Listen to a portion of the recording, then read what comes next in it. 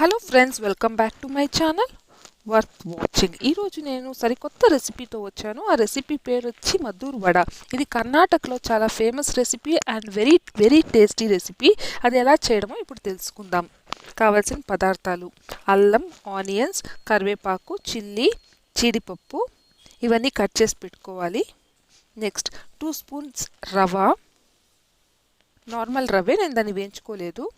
Next మైదా పిండి, 1 spoon మైదా పిండి,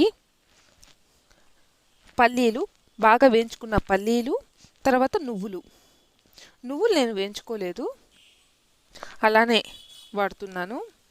next 1 cup బియ్యం పిండి. చేసుకునే విధానం: నేను బియ్యం పిండిలోనే ఉప్పు కలిపేశాను. నెక్స్ట్ 1 స్పూన్ మైదా, 2 స్పూన్స్ రవ్వ, మొత్తం వేసుకోవాలి. వేసుకున్న తర్వాత నెక్స్ట్ మనం పల్లీలు వేసుకుంటాము. పల్లీలు, నువ్వులు 2. నేను నువ్వులు వేయించుకోలేదు, అలానే వేసుకుంటున్నాను. పల్లీలు మాత్రమే వేయించాను. నెక్స్ట్ మనం దీంట్లో వేసుకోవాల్సింది జీడిపప్పు. అన్ని డ్రై ఇంగ్రీడియంట్స్ ఫస్ట్ వేసుకోవాలి. నెక్స్ట్ పచ్చిమిరపకాయలు, నేను 4 పచ్చిమిరపకాయలు సన్నగా చాప్ చేసింది వేసుకున్నాను.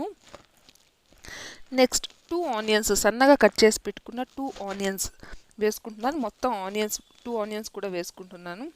ఈ రెసిపీకి ఆనియన్స్ ఎక్కువ ఉంటేనే బాగుంటుంది. సో మొత్తం 2 ఆనియన్స్ వేసుకున్నాను. నెక్స్ట్ కరివేపాకు, కొంచెం తగినంత కరివేపాకు వేసుకోండి. అల్లం వేసుకోండి. ఎక్కువేమో అల్లం పట్టదు, చాలా తక్కువే వేసుకున్నాను ఈ రెసిపీకి నేను అల్లం. ఇది మొత్తం ఒకసారి మనం కలుపుకోవాలి. దీన్ని నార్మల్గానే కలుపుకున్న తర్వాత దీంట్లో 1 స్పూన్ నెయ్యి వేసుకోవాలి. నెయ్యి వేసుకున్న తర్వాత ఇంకొకసారి బాగా మిక్స్ చేసుకొని కొంచెం వాటర్తో కలుపుకోవాలి. మళ్ళీ ఎక్కువ వాటర్గా ఉండకూడదు, అలా అని చాలా గట్టిగానే ఉండకూడదు. నేను వీడియోలో చేస్తాను, పర్ఫెక్ట్గా ఉంది.